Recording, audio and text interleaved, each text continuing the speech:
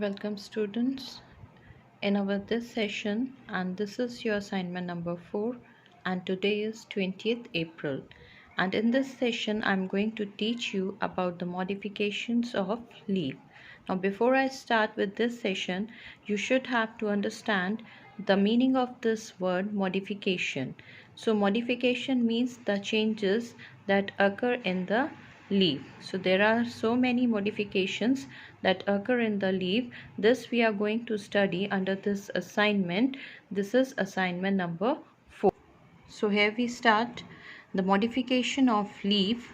Sometimes the entire or part of the leaf is modified to perform special functions, and these may be: number 1 is leaf tendril.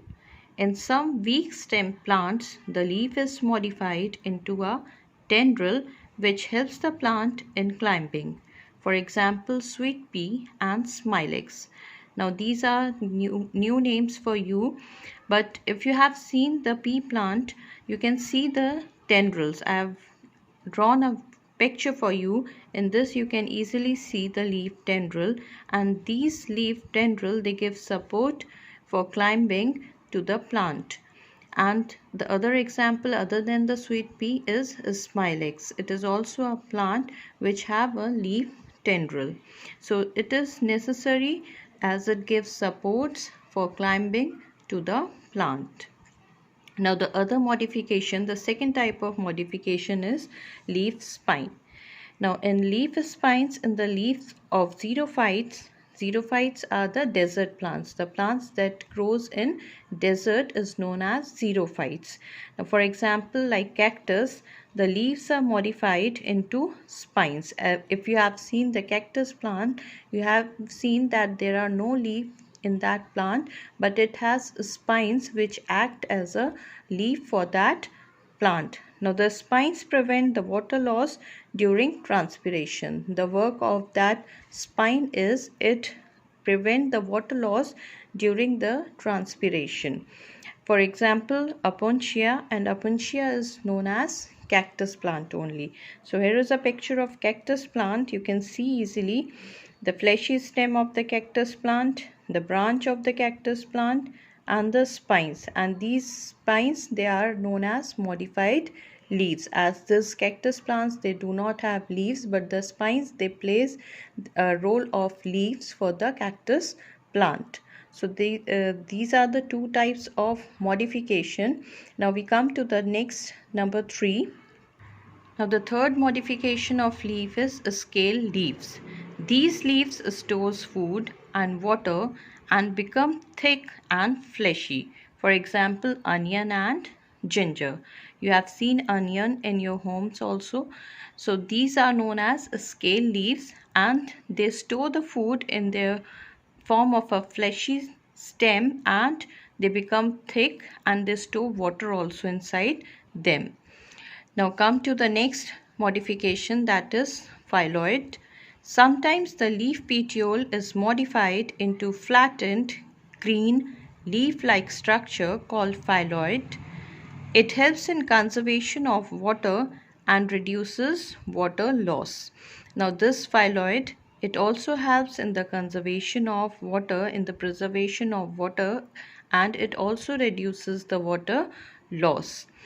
Now you can see the picture. Example is Australian acacia, as these names are new for you people, so you have to learn all these names. Now this is the diagram of phylloid. In this you can see it is a flat green structure of leaf, and it has a leaflets also. So the work of this phylloid is it helps in the conservation of water, and it also reduces the water loss for the plant. Now we come to the next modification, that is hooks. In this, the terminal leaf become modified into hooks for climbing and support. The hooks give the appearance as claws of a cat, for example, Bignonia. Now you can see the picture. In this you can see the hooks, right? And these hooks, they give appearance as a claws of a cat. Now you can see the leaflets also, and this is the picture of the plant Bignonia, and you can see that in this this the help of the hooks is it helps in the climbing, and it helps in to give the support to the plant. Now the next part is insectivorous plants. These plants grow in infertile soil where they are deprived of nitrogen. Now these insectivorous plants, they generally grow in infertile soil and where there is deprive of nitrogen, where there is less nitrogen, and is essential for protein formation and growth of the plant. Now therefore these plants, they trap and digest insects to get proteins for their development. As the name you can see that they are insectivorous plants, so they trap the insects and they digest it for their development. Now these are as follows. The insectivorous plants are of certain types. Number one is pitcher plant. The leaf lamina, or we can say the leaf blade, it becomes modified into a pitcher to capture the insects. You can see the picture of this diagram. This plant name is Nepenthes cassiana and it is in the form of a pitcher. You can see the picture of this plant and it has a lid also, and when the insects they sit on this leaf, it covers it with the lid and digest that insect, and it helps it takes that insect, it eat that insect for their development. So this kind of a plant is known as pitcher plant because it is in the shape of a pitcher. You can see this diagram. It's a leaf base, then leaf apex which is modified into a lid, then leaf blade modified into a pitcher, and the leaf petiole is there. Now the next type of insectivorous plant is bladderwort. In this, some of the leaves are highly segmented and modified into a sac-like structure called bladder. The bladder has entry point which can be closed. The insects enter through this opening and are digested by the secretion of enzymes. Now when the insects sit in the bladder, it covers that bladder and it eat that insect and digest it by the help of certain kind of enzyme which is releases by the plant, and the name of the plant is Utricularia. The third type of insectivorous plant is Venus flytrap. In this, the leaf blade is divided into two parts hinged along the midrib. The two parts get interlocked by marginal teeth and prevent the insects from escaping. The insect is then digested by digestive juices secreted by the plant. You can see the picture of Venus flytrap. When the insects sit on this plant leaf, it closes its mouth and it eat that insect, and with the help of certain digestive juices the insect digested in the plant body, and in this way it can easily eat the insects. So these are few kinds of insectivorous plants. Now we come to the next part of this session, that is vegetative propagation in leaf. Now what is vegetative propagation? In some plants or leaves are modified to bear foliar buds from which new plant grow and develop.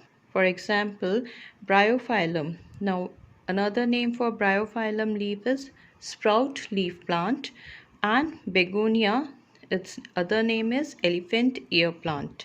Now the first thing about the vegetative propagation is the leaf in the bryophyllum plant is broad and has notches as its margins. I'll show you the diagram. In that you can easily see and identify. Now the second thing is birds arise from the notches. These birds are called epiphyllous birds. Now the third point is when the birds drop off from the leaf and placed in soil, they develop into new plant with roots and small leaves.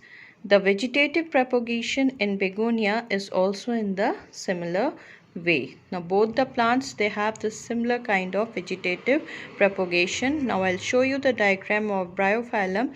In this you can easily see the birds, and when the birds they drop off, they will form a new plant. Here you can see the picture of the leaf of bryophyllum, and in this picture you can easily see the adventitious birds when these buds they drop off in the soil, they will grow and they will form a new plant from these buds.